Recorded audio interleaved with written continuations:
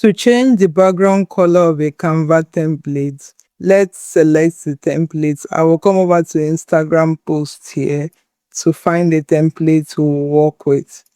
I'm going to select this template and click on customize template. My template is opened in the editor, and I'm going to click on any element on the design to bring up the editing toolbar. I will come over to position here and go to layers to see everything that is laid out in my template. I'll scroll to the base, and you can see that the base here, the color is green.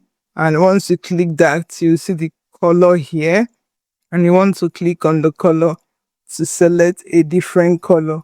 You might want to choose a solid color, which is one color, or you might want to choose a gradient color, which is a mix of two colors. So let's pick this gradient color.